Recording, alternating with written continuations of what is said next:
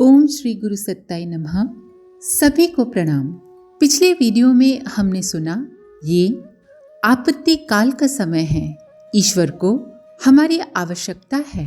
वैसे तो ईश्वर के लिए कुछ भी असंभव नहीं, वे तो सर्वशक्तिमान हैं, पर वे हमें ऐसे समय में अवसर देते हैं मानव से महामानव बनने का, देव मानव बनने का।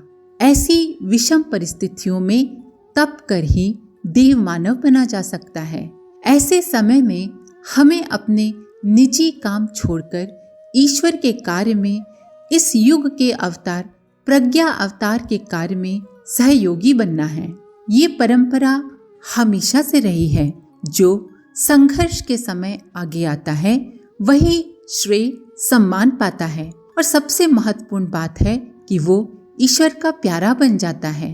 भगवान महर्षि नारद से कहते हैं, अस्तु जागृत आत्माओं तक मेरा ये संदेश पहुंचाना कि वे इस अनुपम अवसर की उपेक्षा ना करें, साहस करें, बड़ा प्रतिफल अर्जित करके कृतकृत्य बने। यही उनके जन्म का उद्देश्य है। जो अग्रगामी हो उन्हें प्रज्ञा संस्थानों के निर्माण तथा प्रज्ञा अभियान के सूत्र संचालन में जुटाना। जागृत आत्माएं कभी अवसर नहीं चूकती। वे जिस उद्देश्य को लेकर अवतरित होती हैं उसे पूरा किए बिना उन्हें चैन नहीं पड़ता।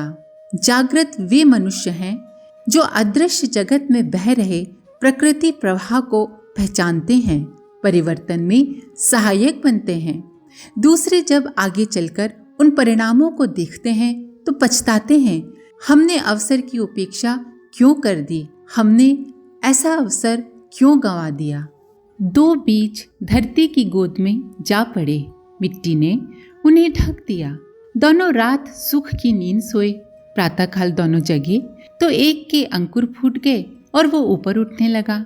ये देखकर छोटा बीज बोला, भैया ऊपर मत जाना, वहाँ बहुत भय है, लोग तुझे रौंद डालेंगे, मार डालेंगे। बीज सब सुनता रहा और चुपचाप ऊपर उठता रहा। धीरे धीरे धरती की परत पार कर ऊपर निकल आया और बाहर का सौंदर्य देखकर मुस्कुराने लगा। सूर्य देवता ने धूप स्नान कराया और पवन देव ने पंखा डुलाया। वर्षा आई तो शीतल जल पिला गई। किसान आया और चक्कर लगाकर चला गया। बीज बढ़ता ही गया, झूमता लहलहाता फूलता और फलता हुआ बीज एक दिन परिपक्व अवस्था तक जा पहुंचा। जब वो इस संसार से विदा हुआ तो अपने जैसे असंख्य बीज छोड़कर हंसता और आत्म संतोष अनुभव करता विदा हुआ। मिट्टी के अंदर दबा दूसरा बीज ये देखकर पछता रहा था। सोच रहा था, भय और संकीर्णता के कारण मैं जहां था वहीं पड़ा रहा और मेरा भाई असंख्य गुना समृद्धि पा गया। ये दुर्भाग्य ही है कि समय को पहचानना और उपयुक्त अवसर पर साहस जुटाना सभी लोगों को नहीं बन पड़ता। वे जागरूक ही हैं जो महत्वपूर्ण निर्णय करते, साहसिकता अपनाते और अविस्मरणीय महामानवों की पदवी प्राप्त करते हैं। ऐसे सौभाग्यों में विवेक शक्ति प्रमुख होती है। महान बनने के लिए जहां आत्म साधना और आत्म विकास की तपश्चर्या को आवश्यक बनाया गया है, वहां इस और भी संकेत किया गया है कि उसकी प्रखरता से संपर्क साधने और लाभान्वित होने का अवसर भी न चूका जाए। यूं ऐसे अवसर कभी कभी ही आते हैं और किसी किसी भाग्यशाली को ही मिलते हैं, किंतु कदाचित वैसा सुयोग बैठ जाए तो ऐसा अप्रत्याशित लाभ मिलता है जिसे लॉटरी खुलने और देखते देखते मालदार बन जाने के समतुल्य कहा जा सके। हनुमान जी का उदाहरण इसी प्रकार का है। वे सदा से सुग्रीव के सहयोगी थे, पर जब बाली ने सुग्रीव का धन और पत्नी दोनों ही अपहरण कर लिया तो हनुमान जी कुछ न कर पाए। इससे प्रतीत होता है कि उस अवसर पर सुग्रीव की तरह हनुमान जी ने भी अपने को असमर्थ पाया होगा और जान बचाकर कहीं खोकंदरा का आश्रय लेने में ही भलाई समझी होगी। पर वे जब प्राण हथेली पर रख राम काज के परमार्थ प्रयोजन में संलग्न हुए तो पर्वत उठाने, समुद्र लांघने, अशोक उद्यान उजाड़ने, लंका जलाने जैसे असंभव पराक्रम दिखाने लगे। सुग्रीव पत्नी को रोकने में सर्वथा असमर्थ रहने पर भी अन्य देश में समुद्र पार बसे अभेद्य दुर्ग को वेध कर वे सीता जी को मुक्त कराने में सफल हो गए। युग की आवश्यकता के अनुरूप अच्छे व्यक्ति तैयार कर देना, उन्हें युग चेतना का संदेश सुनाकर जन्म उद्देश्य का परिचय दे देना भी एक प्रकार से नव सृजन का ही कार्य है। नागार्जुन सुप्रसिद्ध रसायनज्ञ थे, अर्थात केमिस्ट थे, पर वे संपर्क में आने वालों को धर्म उपदेश ही दिया करते थे। इस पर एक व्यक्ति ने कहा, आप रसायन शास्त्र पढ़ाया करें तो आपका नाम भी बढ़ेगा और आपकी विद्या का विस्तार भी होगा।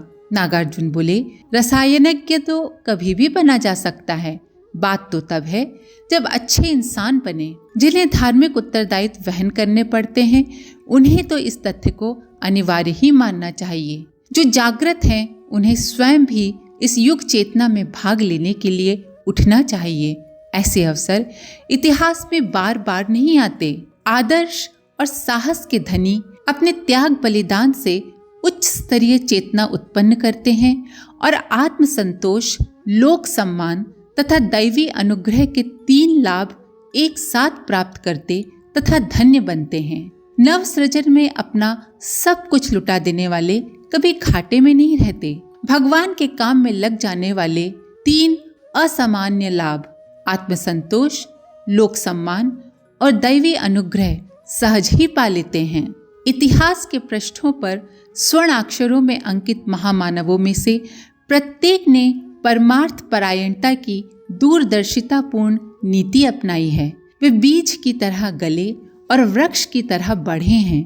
इस मार्ग पर चलने के लिए उन्हें प्राथमिक पराक्रम ये करना पड़ा कि संचित कुसंस्कारों की पशु प्रवृत्तियों से जूझें और उन्हें सुसंस्कारी बनाने के लिए पूरी तरह दबाया दबोचा और तभी छोड़ा जब वे पशु प्रवृत्तियां और कुसंस्कार संकीर्ण स्वार्थपरता से ऊंचे उठकर आदर्शवादी परमार्थ प्रवृत्ति को अंगीकार करने के लिए सहमत हो गए। बनवीर को कुछ समय के लिए राजा बनाया गया था, किंतु उसके मन में सत्ता का लोभ समा गया। उसने बालक उदय को मार डालने का षड्यंत्र रचा। पन्नाधाय, जिस पर उदय की रक्षा का भार था, उसने उदय के स्थान पर अपने बच्चे को लिटा दिया और उसके बच्चे की हत्या हो गई। पर पन्नाधाय के इस उत्कृष्ट आदर्श और त्याग भावना ने मेवाड़ वासियों को नई चेतना प्रदान की। उन्होंने बनवीर के शासन को उखाड़ फेंका।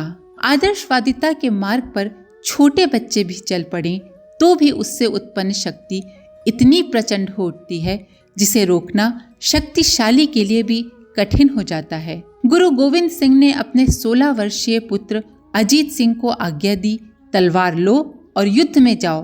पिता की आज्ञा पाकर अजीत सिंह युद्ध में कूद पड़ा और वीर गति को प्राप्त हुआ। इसके बाद गुरु गोविंद सिंह ने अपने दूसरे पुत्र जोझार सिंह को वही आज्ञा दी। पुत्र ने इतना ही कहा, पिताजी प्यास लगी है, पानी पी लूं? इस पर पिता ने कहा, तुम्हारे भाई के पास खून की नदियां बह रही हैं, वहीं प्यास बुझा लेना। जोझार सिंह उसी समय युद्ध क्षेत्र को चल दिया और वह अपने भाई का बदला लेते हुए मारा गया। इन बच्चों के बलिदान से सिखों में ऐसी आग पैदा हुई कि दुश्मनों को अपना खेमा उखाड़ते ही बना। आदर्शों से जुड़ने वाले मनुष्य दैवी अनुग्रह के पात्र किस प्रकार बनते हैं, इसका प्रत्यक्ष उदाहरण आद्य शंकराचार्य, स्वामी दयानंद, मीराबाई, स्वामी विवेकानंद, स्वामी रामतीर्थ एवं तुलसीदास हैं। इन्होंने प्रतिकूलताओं से संघर्ष हेतु साहस दिखाया। ये दैवी अनुग्रह ही था जो उनके अंतः में प्रेरणा के रूप में उभरा एवं आदर्शवादी उत्कृष्टता से जुड़कर बदले में उन्हें यश सम्मान दे गया। नारद जी ने भगवान को नमन किया और उनकी इच्छा में अपनी इच्छा मिलाते हुए जन जन को प्रज्ञा पुराण का संदेश सुनाने, जागृत आत्माओं को प्रज्ञा अभियान प्रयासों में लगाने का संकल्प लेकर प्रसन्न हृदय धरती पर उतरे। सप्त ऋषियों की तपोभूमि में थोड़ा विश्राम करके वे युगांतरीय चेतना के रूप में विश्वव्यापी बन गए। भक्त की स्वयं की कोई इच्छा नहीं होती, वो भगवान का काम करने का संकल्प लेकर जन्मता है। वह अपने स्व को चेतन शक्ति में घुला देता है। देवर्षि नारद ने अपनी इच्छा को भगवान की प्रेरणा के साथ मिलाया। एक बार नारद जी स्वयं मोह में पड़े थे और अपने अहंकार के मद में प्रभु प्रेरणा को समझने में असफल रहे। एक बार नारद जी को काम वासना पर विजय पाने का अहंकार हो गया था। उन्होंने उस अहंकार को भगवान विष्णु के समक्ष भी प्रकट कर दिया। भगवान ने सोचा कि भक्त के मन में मोह और अहंकार नहीं रहने देना चाहिए। उन्होंने अपनी माया का प्रपंच रखा। 100 योजन वाले अति सुरम्य नगर में शील निधि नामक राजा राज करते थे। उनकी पुत्री परम सुंदरी विश्व मोहिनी का स्वयंवर हो रहा था। राजकुमारी को देखकर नारद के मन में मोह वासना जागृत हो गई। वे सोचने लगे कि राजकुमारी किसी भी प्रकार से उनका वरण कर ले। भगवान को अपना हितैषी जानकर नारद जी ने प्रार्थना की। भगवान प्रकट हो गए और उनके हित साधन का आश्वासन देकर चले गए। मोहवश नारद भगवान की गूढ़ बात को समझ नहीं सके। वे आतुरता पूर्वक स्वयंवर भूमि में पहुंचे। राजकुमारी ने नारद का बंदर सा मुंह देखकर उधर से बिल्कुल ही मुंह फेर लिया। नारद बार बार उचकते मचकते रहे। इसी बीच विष्णु भगवान नर वेश में आए और राजकुमारी ने उनके गले में जयमाला डाल दी। अपनी इच्छा पूरी न होने पर नारद जी को गुस्सा आ गया और मार्ग में राजकुमारी के साथ जाते हुए विष्णु भगवान को उन्होंने श्राप दे डाला। भगवान ने मुस्कुराकर अपनी माया समेट ली। अब वे अकेले खड़े थे। भगवान ने उनका मोह भंग किया था, उन्हें वास्तविकता से अवगत कराया था। नारद जी की आंखें खुली की खुली रह गईं। उन्होंने बार बार क्षमा याचना की। कहा, भगवान, मेरी कोई व्यक्तिगत इच्छा न रहे। अब आपकी इच्छा ही मेरी अभिलाषा हो। लोक मंगल की कामना ही मेरे मन में रहे। उन्होंने तभी संकल्प ले लिया कि आगे से कभी भी अपनी इच्छा को वो प्रभु से अलग नहीं रखेंगे। नारद जी भगवान से निर्देश संदेश लेकर जन जन तक उसे पहुंचाने के लिए उल्लास के साथ धरती पर आए एवं व्यक्ति के रूप में नहीं अपितु इस जगत में व्याप्त चेतन प्रवाह के रूप में व्यापक बने।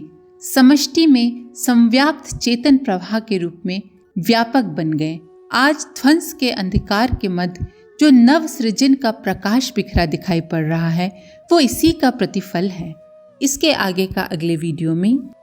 आज के लिए इतना ही। अपने विचार कमेंट बॉक्स में जरूर लिखें। आप सभी का धन्यवाद। ओम शांति। हमारे YouTube चैनल को सब्सक्राइब करें और बेल आइकन को दबाकर ऑल पर क्लिक करें ताकि आने वाले सभी वीडियोस की नोटिफिकेशन आपको मिलती रहे।